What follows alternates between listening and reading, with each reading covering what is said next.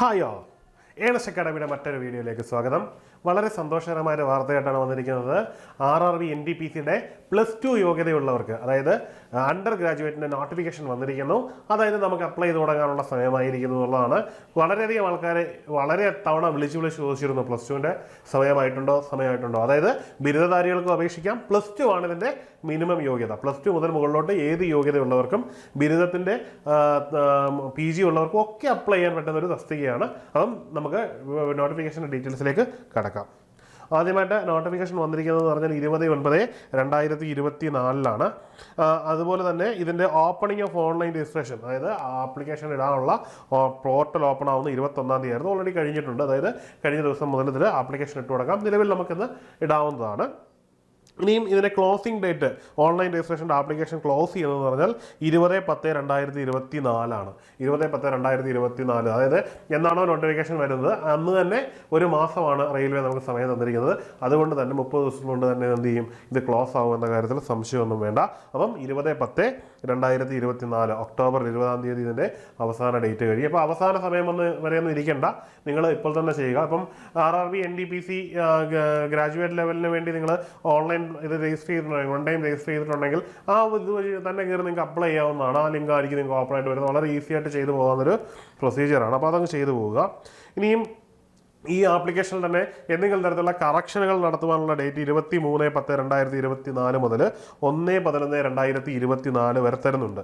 അതായത് കറക്ഷൻ എന്ന് പറഞ്ഞു കഴിഞ്ഞാൽ പൊതുവേ ഇപ്പോൾ ഈ കഴിഞ്ഞുപോയ പരീക്ഷകളിലൊന്നും നമുക്ക് സോണുകളൊന്നും മാറ്റാൻ പറ്റുന്നുണ്ടായിരുന്നില്ല. അതുകൊണ്ട് തന്നെ നമ്മൾ സെലക്ട് ചെയ്യുന്ന RRBകൾ, സോണല്ല RRBകൾ എപ്പോഴും ജുഡീഷ്യസ് ആയിട്ട് തന്നെ എടുക്കുന്നത്, പിന്നീട് മാറ്റാൻ പറ്റുകയില്ല. അതുപോലെ തന്നെ 1 ടൈം രജിസ്ട്രേഷൻ നമ്മൾ കൊടുത്ത മൊബൈൽ നമ്പരും ഒപ്പം തന്നെ ഇമെയിൽ ID മാറ്റാൻ പറ്റില്ലെന്ന് റെയിൽവേ പറയുന്നുണ്ട്. മാത്രമല്ല നമ്മളിതിൽ വരുത്തുന്ന റെയിൽവേ ഒരു എമൗണ്ടും ചാർജ് ചെയ്യുന്നുണ്ട്. ഒരു തവണ നടത്തുന്ന കറക്ഷൻ അവർ അതിൻ്റെതായ രീതിയിലുള്ള എമൗണ്ട് ചാർജ് ചെയ്യുന്നുണ്ട്. അങ്ങനെ 250 അടുത്തുള്ള എമൗണ്ട് ചാർജ് ചെയ്യുന്നുണ്ട്. അതുകൊണ്ട് തന്നെ എന്ത് ചെയ്യുക, അതുകൊണ്ട് തന്നെ നിങ്ങൾ ഇപ്പോൾ അപ്ലൈ ചെയ്യുമ്പോൾ തന്നെ തെറ്റ് വരുത്താതിരിക്കാൻ പ്രത്യേകം ശ്രദ്ധിക്കേണ്ടതാണ്. ഇനി ഈ നോട്ടിഫിക്കേഷൻ പ്രകാരം നമുക്കുള്ള തസ്തികകളെന്ന് പറഞ്ഞു കഴിഞ്ഞാൽ commercial cum ticket clerk, account clerk cum typist, junior clerk cum typist, trains clerk, ഇത്രയും തസ്തികകളാണ് പ്രധാനമായിട്ടും വന്നിട്ടുള്ളത്. ഇപ്പം ഗ്രാജുവേറ്റ് ലെവൽ തസ്തികളെ അപേക്ഷിച്ച് നോക്കുമ്പോൾ എണ്ണം കുറവാണ്, തസ്തികളുടെ എണ്ണവും കുറവാണ്. അതുപോലെ തന്നെ പോസ്റ്റുകളുടെ ടോട്ടൽ റിക്രൂട്ട്മെൻറ്റ് തസ്തികളുടെ എണ്ണവും കുറവാണ് എല്ലാ RRBകളിലും. അപ്പോൾ അതൊക്കെ നമുക്ക് ഇനിയുള്ള കാര്യങ്ങളായിട്ട് ഓരോന്നായിട്ട് നോക്കാം. ഇനിയും ഇതിൻ്റെ ഡീറ്റെയിൽസ്, വേക്കൻസികളുടെ ഡീറ്റെയിൽസ് ആണ്. ഇത് അണ്ടർ ഗ്രാജുവേറ്റ് പോസ്റ്റാണ്. അതായത് +2 ആണ് യോഗ്യത. പഴയ പ്രീ ഡിഗ്രിയാണ് ഇതിൻ്റെ യോഗ്യത.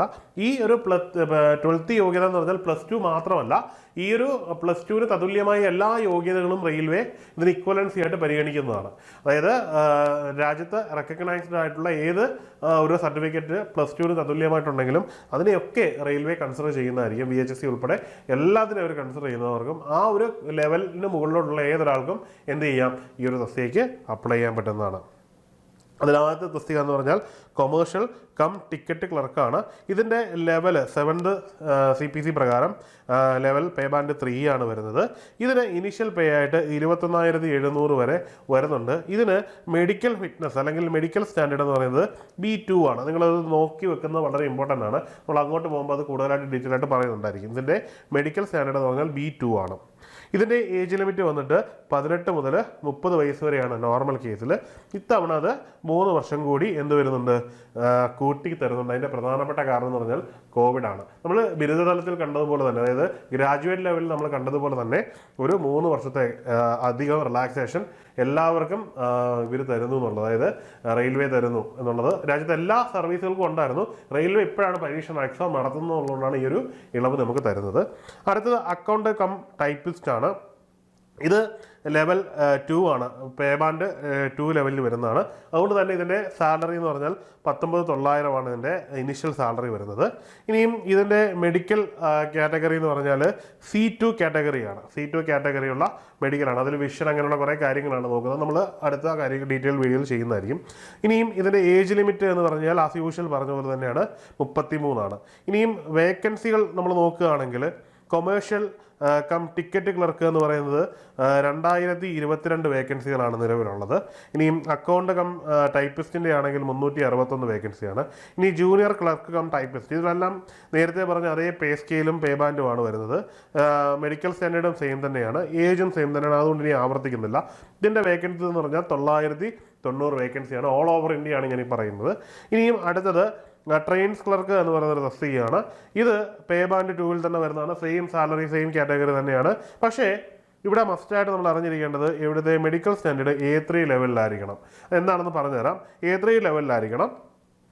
ഇനിയും ഇതിൻ്റെ പോസ്റ്റുകളുടെ എണ്ണം എന്ന് പറഞ്ഞാൽ 72 അങ്ങനെ ആകെ മൊത്തം ഈ നോട്ടിഫിക്കേഷൻ പ്രകാരം +2 യോഗ്യതയുള്ള അണ്ടർ ഗ്രാജുവേറ്റ് ലെവലിലുള്ള തസ്തികകളുടെ മൊത്തം എണ്ണം എന്ന് പറഞ്ഞു കഴിഞ്ഞാൽ 3445 ഇന്ത്യയിലെ മുഴുവൻ RRBകളിലൂടെയും മൊത്തം എണ്ണമാണ് 3445 എന്നുള്ളത്. ഇനിയും അടുത്തത് നമ്മൾ പ്രായപരിധിയിലേക്ക് പോവുകയാണ്. ഓൾറെഡി നമ്മൾ പറഞ്ഞതാണ്, നേരത്തെ ഇതിൻ്റെ പ്രായപരിധി 30 ഇപ്പോൾ എന്ത് പറ്റി, അതിനൊരു ഇളവ് കൂടി വന്നിട്ടുണ്ട്, 33 അപ്പോൾ അതിന് ആനുപാതികമായിട്ടുള്ള ഏജ് റിലാക്സേഷൻ ആർക്കൊക്കെ കിട്ടും?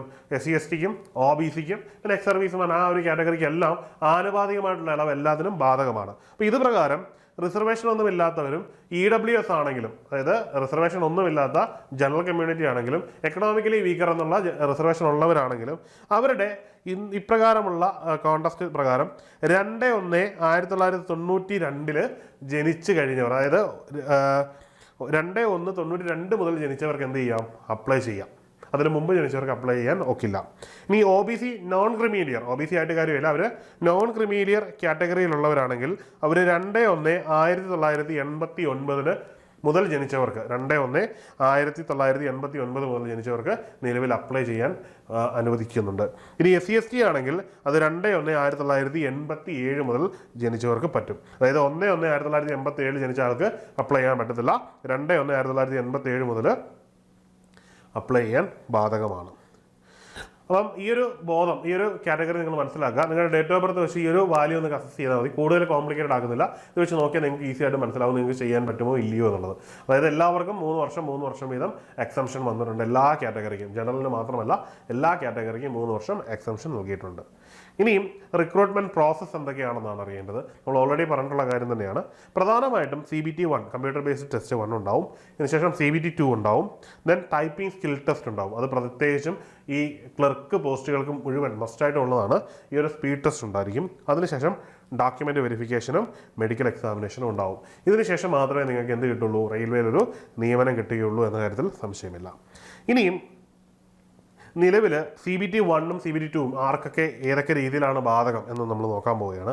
അതിൽ കൊമേഴ്ഷ്യൽ കം ടിക്കറ്റ് ക്ലർക്ക് എന്ന് പറയുന്നത് പേ ബാൻഡ് 3 വരുന്നതാണ്. അതിൽ CBT 1 കോമൺ ആണ്, CBT 2-ഉം കോമൺ ആണ്.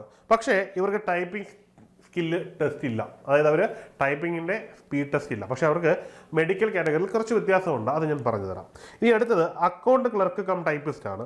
ഈ ഒരു കോൺടസ്റ്റിലേക്ക് എത്തുമ്പോൾ ഇവിടെ പേ ബാൻഡ് കുറച്ച് കുറവാണ്, 2 ഇവിടെയും CBT 1-ഉം CBT 2-ഉം സെയിം ആണ്. പക്ഷേ അധികമായിട്ട് ഇവർക്ക് ടൈപ്പിംഗ് സ്കില്ല് കൂടി വരുന്നു എന്നുള്ളത് വളരെ ഇമ്പോർട്ടൻ്റ് ആയിട്ടുള്ള കാര്യമാണ്. അടുത്തത് ജൂനിയർ ക്ലർക്ക് കം ടൈപ്പിസ്റ്റ് ആണ്. ഇത് നേരത്തെ പറഞ്ഞ അക്കൗണ്ടന്റ് ക്ലർക്കിൻ്റെ അതേ പേ ബാൻഡ് തന്നെയാണ്. ഇവിടെയും CBT 1-ഉം CBT 2-ഉം ഉണ്ട്. അവർക്കും എന്തുണ്ട്? ടൈപ്പിംഗ് സ്കിൽ ടെസ്റ്റ് ഉണ്ട്. അതായത് നമ്മൾ ഈ പറഞ്ഞ 4 തസ്തികകളിൽ 2 മസ്റ്റായിട്ടും ടൈപ്പിംഗ് സ്കിൽ ടെസ്റ്റ് ഉണ്ട് എന്നുള്ളതാണ്. ഇനി അടുത്ത 4ാമത്തെ തസ്തികയുടെ പേരാണ് ട്രെയിൻ ക്ലർക്ക് എന്ന് പറയുന്നത്. അതിൻ്റെയും പേ ബാൻഡ് 2 തന്നെയാണ്. CBT 1-ഉം CBT 2-ഉം ഉണ്ട്. ബട്ട് എന്തില്ല? സ്കിൽ ടെസ്റ്റ് ഇല്ല. സ്കിൽ ടെസ്റ്റ്, ഈ ഒരു ടൈപ്പിംഗ് സ്കിൽ ടെസ്റ്റ് ഇവിടെ ഇല്ല, അവർക്ക് ബാധകമല്ല. അപ്പം ഇതിൽ ഏതൊക്കെ ടെസ്റ്റിനാണ്? അക്കൗണ്ട് ക്ലർക്കും ടൈപ്പിസ്റ്റിനും ജൂനിയർ ക്ലർക്ക് കം ടൈപ്പിസ്റ്റിനും എന്തുണ്ട്? ഈ ഒരു സ്കിൽ ടെസ്റ്റ്, അതായത് ടൈപ്പിംഗ് സ്കിൽ ടെസ്റ്റ് ഉണ്ട് എന്ന് നമ്മൾ ഓർത്ത് വെക്കുക. ഇനിയും മെഡിക്കൽ സ്റ്റാൻഡേർഡുകളാണ്. നമ്മൾ ആദ്യം ഓരോരോ മെഡിക്കൽ സ്റ്റാൻഡേർഡുകളുടെ ലെറ്റേഴ്സ് അവിടെ പറഞ്ഞിരുന്നു. അത് നോട്ട് ചെയ്ത് വെച്ചാൽ നിങ്ങൾക്കത് ഫൈൻഡ് ചെയ്യാനാണ്. അല്ലെങ്കിൽ അന്നുകൂടെ അവിടെ പോയി നിങ്ങൾ കളക്ട് ചെയ്താൽ കിട്ടാവുന്നേ ഉള്ളൂ. അതിൽ A3 എന്ന് പറയുന്നത് ആദ്യമായിട്ടുള്ളത് പറഞ്ഞാൽ ഫിസിക്കലി ഫിറ്റ് ഇൻ ഓൾ അതായത് നിങ്ങൾ ഫിസിക്കലി എന്തായിരിക്കണം? ഫിറ്റ് ആയിരിക്കണം എന്ന് കരുതി ഓവർ 1 ആ ഒരു കാറ്റഗറി ഒന്നും അല്ല. ഫിസിക്കലി നിങ്ങൾ ഓവർ ഫിറ്റ് ആയിരിക്കണം എന്നുള്ളത് ആദ്യത്തെ കണ്ടീഷനാണ്. അടുത്തത് നിങ്ങളുടെ വിഷനുമായിട്ട് ബന്ധപ്പെട്ടാണ്. അതിൽ ഡിസ്റ്റൻസ് വിഷൻ 6/9-ഉം 6/9 2 കണ്ണിനും 6/9 ഉണ്ടായിരിക്കണം എന്നുള്ളത് വളരെ ഇമ്പോർട്ടൻ്റ് ആണ്. അത് എങ്ങനെയാണ്? വിത്തൗട്ട് ഗ്ലാസ്, പവർ ഉള്ളതോ അല്ലാത്തതോ ആയിട്ടുള്ള ഒരു കാറ്റഗറിയിലായിരിക്കണം വരുന്നത്. ഇനിയും ഗ്ലാസ് നിങ്ങൾ വെച്ചിട്ടുണ്ടെങ്കിൽ പോലും അത് 2Dക്ക് മുകളിലേക്ക് എക്സീഡ് ചെയ്യാനും പാടില്ല. ഇനി നിയർ വിഷൻ്റെ കോൺട്രാസ്റ്റിലേക്ക് എടുക്കുകയാണെങ്കിൽ അത് എന്തായിരിക്കണം? 0.6 രണ്ട് കണ്ണിനും ഉണ്ടായിരിക്കണം എന്നുള്ളതാണ്. അതും എന്താണ്? ഗ്ലാസ് വെച്ചോ ഗ്ലാസ് വെക്കാതെ ഉണ്ടായിരിക്കണം എന്നുള്ളതാണ്. ഇനിയും ഏറ്റവും പ്രധാനമായിട്ടുള്ള കാര്യം എന്ന് പറഞ്ഞാൽ കളർ ടെസ്റ്റ് നിങ്ങൾ പാസ്സായിരിക്കണം. അതായത് നിങ്ങൾക്ക് കളർ ബ്ലൈൻഡ്നെസ് ഇല്ല എന്നുള്ളത് പ്രൂവ് ചെയ്തിരിക്കണം. ഇനിയും ഒപ്പം തന്നെ നൈറ്റ് വിഷൻ ഉണ്ടായിരിക്കണം, ആൻഡ് മയോപിക് വിഷൻ, അങ്ങനെയുള്ള കുറേ വിഷനുകളുണ്ട്. അതായത് കണ്ണുമായിട്ട് ബന്ധപ്പെട്ട ധാരാളം ടെസ്റ്റുകൾ നിങ്ങൾ വിധേയരാകേണ്ടി വരും. ഇതൊക്കെ പാസ്സായെങ്കിൽ മാത്രമേ A3 കാറ്റഗറിയുള്ള തസ്തികയിൽ നിങ്ങൾ ക്വാളിഫൈഡ് ആവുകയുള്ളൂ എന്നുള്ളത് ഒന്നുകൂടി ഞാൻ എടുത്ത് പറഞ്ഞുകൊള്ളട്ടെ. അപ്പം അത് വളരെ ഇമ്പോർട്ടൻ്റ് ആയിട്ടുള്ള കാര്യമാണ്. മെഡിക്കലി അത് കണ്ണിൻ്റെ കാര്യത്തിൽ അത് വളരെ സ്ട്രിക്റ്റ് ആയിട്ട് തന്നെ ഫോളോ ചെയ്യും. മാത്രമല്ല ഇതൊരു സേഫ്റ്റി വേസ് സൈഡ് പോസ്റ്റുകളിലാണ് ഈ ഒരു കാറ്റഗറി ഓഫ് ഫിസിക്കൽ ഫിറ്റ്നസ് നോക്കുന്നത്. ഇനിയും B2 കാറ്റഗറിയാണ്. B2 കാറ്റഗറിയിൽ ഫിസിക്കലി ഫിറ്റ് ഓൾ റെസ്പെക്ട്സ് എന്ന് പറയുന്നുണ്ട്. അതായത് ഫിസിക്കൽ ഫിറ്റ്നസ് മസ്റ്റാണ് എന്ന് പറയുന്നുണ്ട്. ഇനിയും ഇവിടെ ഡിസ്റ്റൻസ് വിഷൻ 9/6, 12/6 അത് രണ്ട് കണ്ണിൻ്റെ രണ്ട് രീതിയിൽ പറയുന്നു. With or without glass, glass വെച്ചോ ഗ്ലാസ് വെക്കാതെയോ ഈ ഒരു വിഷൻ നിങ്ങൾ അറ്റൈൻ ചെയ്തിരിക്കണം. ഇനിയും ഈ ഒരു ഗ്ലാസിൻ്റെ പവർ എന്ന് പറഞ്ഞാൽ 4Dക്ക് മുകളിൽ കൂടാൻ പാടില്ല. വിഷൻ്റെ പവർ 4Dക്ക് മുകളിൽ കൂടാൻ പാടില്ല. ഇനി നിയർ വിഷൻ എന്ന് പറഞ്ഞു കഴിഞ്ഞാൽ 0.6 രണ്ട് കണ്ണിനും ഉണ്ടായിരിക്കണം. ഗ്ലാസ് വെച്ചോ ഗ്ലാസ് വെക്കാതെ ആയിരിക്കണം. ഇനിയും ഇവിടെയും ധാരാളം ടെസ്റ്റുകളുണ്ട്. ബൈനോക്കുലർ വിഷൻ പോലെയുള്ള ടെസ്റ്റുകളുണ്ട്. ആ ടെസ്റ്റുകൾ നിങ്ങൾ എന്ത് ചെയ്തേ പറ്റൂ? നിങ്ങൾ പാസ്സായെങ്കിൽ മാത്രമേ ഈ ഒരു B2 കാറ്റഗറിയിൽ നിങ്ങൾ സെലക്റ്റഡ് ആവുകയുള്ളൂ. അടുത്തത് C2 ആണ്. C2 കാറ്റഗറിയിലേക്ക് വരുമ്പോൾ ഫിസിക്കൽ ഫിറ്റ്നസ് എല്ലാ കാറ്റഗറിയിലും പറയുന്നുണ്ട്. ഇനി ഇവിടെ വിഷൻ എന്ന് പറഞ്ഞാൽ 12/6 ആണ്. അതായത് ഡിസ്റ്റൻസ് വിഷൻ 12/6 ആണ്. വിത്ത് ഓർ വിത്തൗട്ട് ഗ്ലാസ് ആണ്. നിയർ വിഷൻ എന്ന് പറഞ്ഞു കഴിഞ്ഞാൽ 0.6 ആണ്. SN 0.6 ആണ്. കമ്പൈൻഡ് വിത്ത് ഓർ ഗ്ലാസ് വെച്ചോ ഗ്ലാസ് വെക്കാതെയാണ്. ഇനി എന്ന് പറയുന്നത് ഇതിനകത്തെന്ന് പറഞ്ഞാൽ reading or close work recover അങ്ങനെയുള്ള ഇതിലാണ് നിങ്ങൾ ജോലി ചെയ്യുന്നത്. അപ്പോൾ അത്തരത്തിലുള്ളൊരു മൈൽഡായിട്ടുള്ള ഐ ടെസ്റ്റ് മാത്രമേ ഇവിടെ നിങ്ങൾ പ്രതീക്ഷിക്കേണ്ടതുള്ളൂ. ഇനി അടുത്തത് എക്സാമിനേഷൻ ഫീ ആണ്. വളരെ ഇമ്പോർട്ടൻ്റ് ആയിട്ടുള്ള കാര്യമാണ്. ഇതിൽ ജനറൽ കാറ്റഗറിക്ക്, അതായത് ഇവിടെ ഓൾ ദ കാൻഡിഡേറ്റ്, അതായത് ഏതൊക്കെ കാറ്റഗറിയിലാണ് SC ST വുമൺ ഇങ്ങനെയൊക്കെയുള്ള കാറ്റഗറി മാറ്റി നിർത്തി കഴിഞ്ഞാൽ ഇവിടുത്തെ ഒരു ഫീസ് സ്ട്രക്ചർ പറഞ്ഞിട്ട് 500 രൂപയാണ് ഫീസ് സ്ട്രക്ചർ. നിങ്ങൾ ഈ എക്സാം CBT 1 അറ്റംപ്റ്റ് ചെയ്താൽ സ്വാഭാവികമായിട്ടും ഈ 500-ൽ നിന്ന് 400 രൂപ നിങ്ങൾക്ക് അക്കൗണ്ടിലേക്ക് റീഫണ്ട് ചെയ്ത് വരും എന്നുള്ളതാണ് ഇവിടുത്തെ റിയാലിറ്റി. അതായത് നെറ്റ് എഫക്റ്റ് 100 റുപ്പീസ് മാത്രമേ നിങ്ങൾ എന്ത് ചെയ്യുന്നുള്ളൂ, ഇതിനായിട്ട് പേ ചെയ്യുന്നുള്ളൂ എന്നുള്ളത് മനസ്സിലാക്കേണ്ട ഒരു കാര്യമാണ്.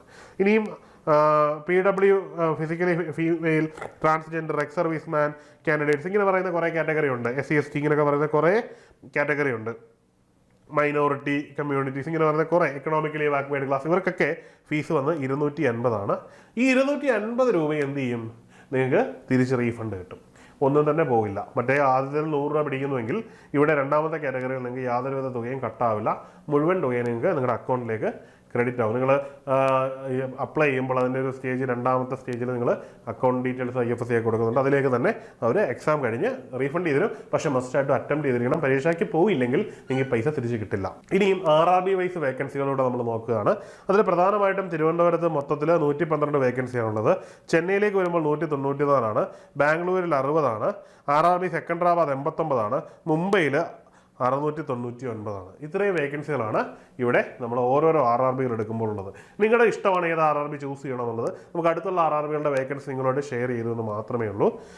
അപ്പം എല്ലാവരും കൃത്യമായിട്ട് തന്നെ പ്രിപ്പയർ ചെയ്യുക. അപ്പോൾ എന്ത് ചെയ്യുക? എത്രയും പെട്ടെന്ന് പ്രിപ്പയർ ചെയ്ത് തുടങ്ങുക. വലിയൊരു അവസരമാണ് നിങ്ങളുടെ മുമ്പിലുള്ളത്. അപ്പം RRB NTPCയുടെ കോഴ്സ് വിജയകരമായിട്ട് തന്നെ നമ്മുടെ ഇൻസ്റ്റിറ്റ്യൂട്ട് കണ്ടക്ട് ചെയ്തുകൊണ്ടിരിക്കുകയാണ്. ഓൺലൈൻ വഴിയാണ്. ഓൺലൈനും ഒപ്പം തന്നെ ലൈവ് ക്ലാസ് നമ്മൾ നൽകുന്നുണ്ട്. റെക്കോർഡഡ് പ്ലസ് ലൈവ് ക്ലാസ്സുകളാണ് തരുന്നത്. നിങ്ങൾക്ക് കേരളത്തിലെ ഏറ്റവും നല്ല ഇൻസ്റ്റിറ്റ്യൂട്ട് വഴി തന്നെ നിങ്ങൾക്ക് കോഴ്സ് സ്വന്തമാക്കാൻ പറ്റും. എത്രയും പെട്ടെന്നൊരു ജോലി നിങ്ങൾക്ക് കിട്ടട്ടെ എന്ന് ആശംസിക്കുന്നു. മറ്റൊരു വീഡിയോയുമായി കാണാം. Good bye.